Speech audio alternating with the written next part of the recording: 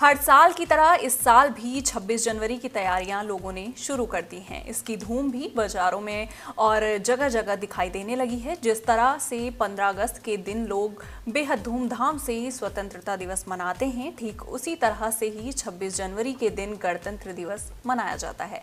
इस दिन हर देशवासी का सीना गर्व से चौड़ा हो जाता है, क्योंकि यही वो दिन है जब दिल्ली के राजपथ पर देश भर की संस्कृति देखने को मिलती है। इस दिन ही देश के राष्ट्रपति राजपथ पर भारत का झंडा फहराते हैं।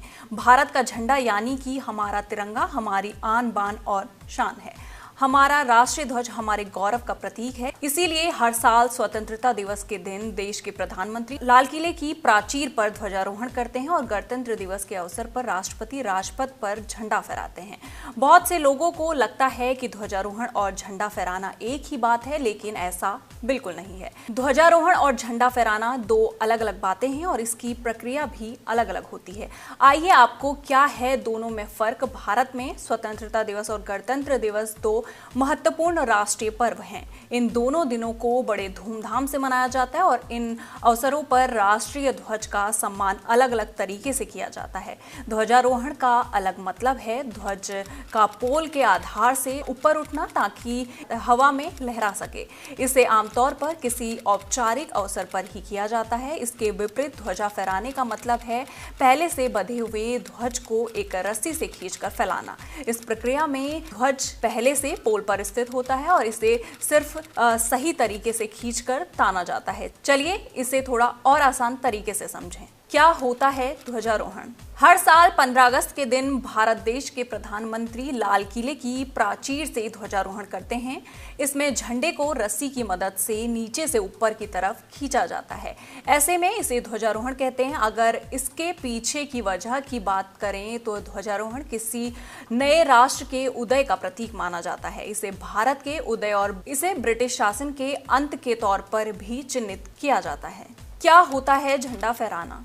हर साल 26 जनवरी के दिन भारत देश के राष्ट्रपति द्वारा राजपथ पर झंडा फहराया जाता है। वहीं अगर बात करें झंडा फहराने की तो गणतंत्र दिवस के दिन झंडा पहले से ही ऊपर बंधा रहता है, बस इसकी रस्सी खींचकर इसे फहराना होता है। इसी प्रक्रिया को झंडा फहराना कहते हैं और देश का संविधान 26 जनवरी 1950 को लागू हुआ था और राष्ट्रपति को देश का पहला संवैधानिक प्रमुख कहा जाता है।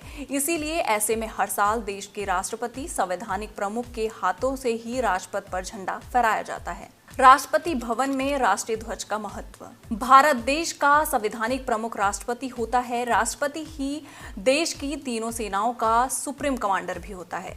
राष्ट्रपति का आवास और कार्यालय दोनों ही दिल्ली के राष्ट्रपति भवन में ही है।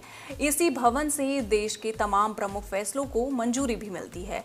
आज हम आपको इसी भवन के कुछ ऐसे राज बताने वाले हैं जो आपको शायद नहीं मालूम होंगे। आजादी से पहले इस भवन को वायसराय हाउस कहा जाता था और आजादी के बाद इसे राष्ट्रपति भवन कहा जाने लगा।